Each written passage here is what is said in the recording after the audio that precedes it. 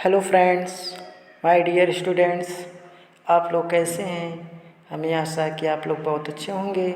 अच्छे से रहिए, अच्छे से पढ़िए। आज हम लोग जो पढ़ेंगे वो इलेक्ट्रिशियन ट्रेड थ्योरी, जो टॉपिक है विद्युत परिपथ। विद्युत परिपथ क्या है, आइए हम लोग जानते हैं। और इससे पहले अगर आप नए हैं तो प्लीज़ सब्सक्राइब एंड शेयर करना ना भूलिए।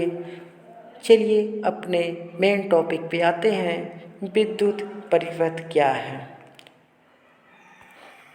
किसी भी वैद्युतिक उपकरण जैसे लैंप, मोटर, फैन और अन्य घरेलू उपकरण तक करंट के लिए जिस मार्ग का उपयोग किया जाता है उसे विद्युत परिपथ कहा जाता है।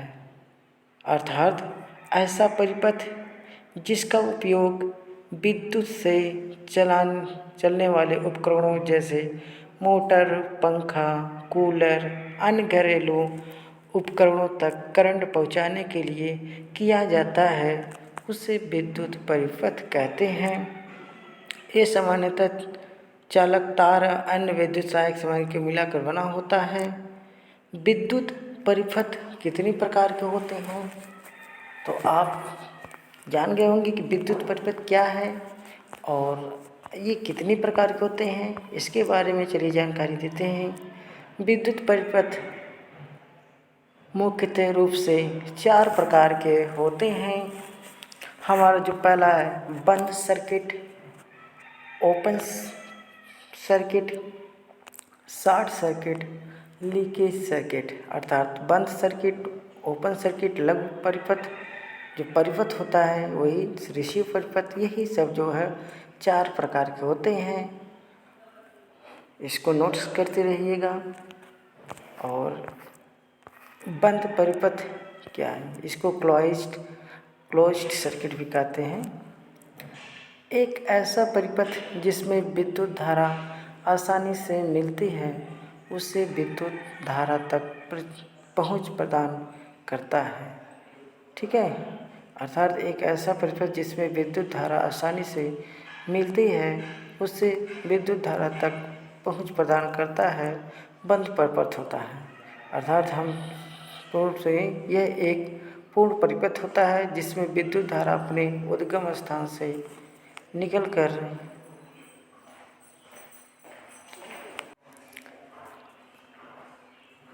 उद्गम स्थान तक कनेक्शन करता है। अर्थात यह एक पूर्ण परिपथ होता है जिसमें विद्युत धारा अपने उद्गम स्थान से निकलकर चरण वायर से विद्युत तार के माध्यम से पुनः जुड़ती है ओपन उद्गम स्थान तक कनेक्शन है। ठीक है, इस प्रकार के परिपथ में विद्युत धारा उपकरण तक आसानी से पहुंचा जा सकता है, इसलिए इसे बंद परिपथ कहा जाता है। अर्थात इस प्रकार के परिपथ में विद्युत धारा उपकरण तक आसानी से पहुंचा जा सकता है, इसलिए इसे बंद परिपथ कहा जाता है। अब देखेंगे खुला हुआ परिपथ या ओपन सर्किट। ठीक है, जब तक विद्युत धारा अपने उद्गम स्थान से निकलकर पुनः अपने उद्गम स्थान तक नहीं पहुंचती तब तक कोई विद्युत धारा कार्य नहीं कर सकते। जहाँ पे है स्थान से, अगर उस स्थान पर स्टोर है वहाँ से निकलकर कोई कार्य तक नए स्थान पर करती है तो वहाँ पे कोई कार्य नहीं कर सकते तो उसमें।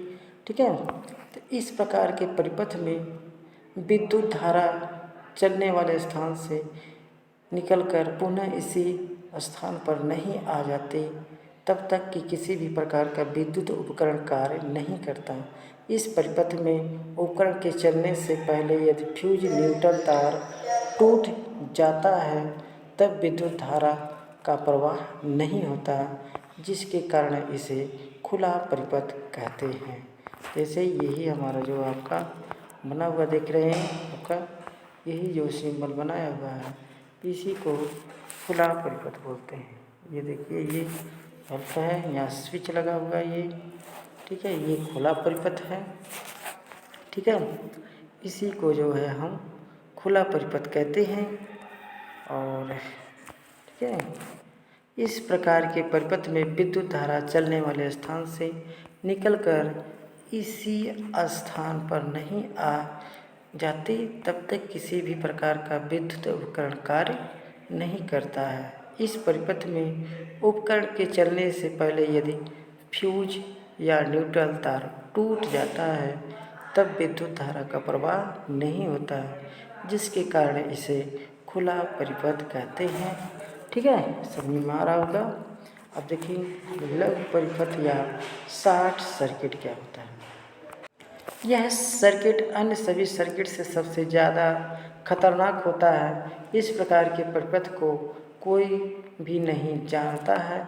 यह एक दुर्घटना है जो देर से विद्युतिक सामग्री के उपयोग से होती है। परिपथ में सामान्यतः से अधिक धारा प्रवाहित करने से यह गलती से गलत कनेक्शन का कारण बनती है। यदि विद्युत परिपथ में किसी भी स्थान पर चाहे लोड से पहले या लोड के बाद फेज और न्यूट्रल तार आपस मिल जाते हैं तो सर्किट में सामान्यतः से कई गुना अधिक विद्युत धारा प्रवाहित होने लगती है और कुछ ही क्षणों में फूटा परिपथ और परिपथ के साथ जुड़े लोड जल जाते हैं। इसे ही लघु या शॉर्ट सर्किट कहते हैं। ठीक है, देख रहे हैं ये हमारा डायग्राम है। आजकल फ्यूज के स्थान पर लघु परिपथ ये जिसको एमसीबी का उपयोग निरंतर बढ़ता जा रहा है। जब किसी परिपथ में विद्युत धारा सुरक्षा सीमा से अधिक हो जाती है तो ये ऐसे स्विच होते हैं जो स्वतः ही ऑफ हो जाते हैं। आप इन्हें फिर से ऑन कर दें तो परिपथ पुनः पूरा हो जाता है। ये डब्बे के आकार में आइए चिन्ह देखिए, इसी को हम लघु परिपथ कहते हैं। ठीक है, अब क्षरण परिपथ क्या होता है। इस प्रकार के परिपथ में विद्युत धारा प्रवाह वाले स्थान से पुनः उसी स्थान पर वापस आने के लिए अन्य मार्ग का उपयोग किया जाता है, जिसके कारण परिपथ में विद्युत धारा में परिवर्तन की कमी देखी जाती है और इसमें विद्युत धारा में परिवर्तन को देखा जाता है, जिस कारण चलने वाले उपकरण अच्छे नहीं चल रहे हैं। ठीक है, यदि किसी मशीन में फेज या न्यूट्रल तार मशीन की बॉडी से टच होता है या अन्य किसी सुचालक पदार्थ से स्पर्श कर जाता है तो ऐसे परिपथ को लीकेज परिपथ कहा जाता है। लीकेज मतलब वही जो है क्षरण परिपथ। यदि किसी मशीन में फेज या न्यूट्रल तार मशीन की बॉडी से टच होता है या अन्य किसी सुचालक पदार्थ से स्पर्श करता है तो ऐसे परिपथ को लीकेज परिपथ कहा जाता है। जैसे करंट नहीं मारता किसी को, इस तरीके से कहीं खुला हुआ वायर है, इस तरीके से वही हमारा लोग लीकेज या क्षरण देख रहे हैं। इस तरीके से लीकेज परिपथ का जो है दिखाया गया है, ये आपका यही लीकेज परिपथ है। ठीक है, लैंप है, यहाँ से न्यूट्रल फेस किया गया है। ठीक है, ये डायग्राम आपका बना हुआ है। ठीक है, और इसी को जो है हम क्षरण परिपथ कहते हैं। और आप जो है इस परिपथ के बारे में जान गए होंगे, मैं आशा है अच्छे तरीके से। और इसी तरीके से आप जो है पढ़ते रहिए। ये आपको जो है बंद परिपथ के बारे में देखिए, ये बंद परिपथ जो बताए थे पहले। ठीक है, तो ऐसे ही वीडियो को आप लोग देखते रहिए, जिससे आप तक जो है अच्छे से तरीके से जानकारी पहुँचते रहे। आप पढ़ते रहिए। आप सब्सक्राइब और शेयर कीजिए। Thanks watching my YouTube channel. Please subscribe and share कीजिए।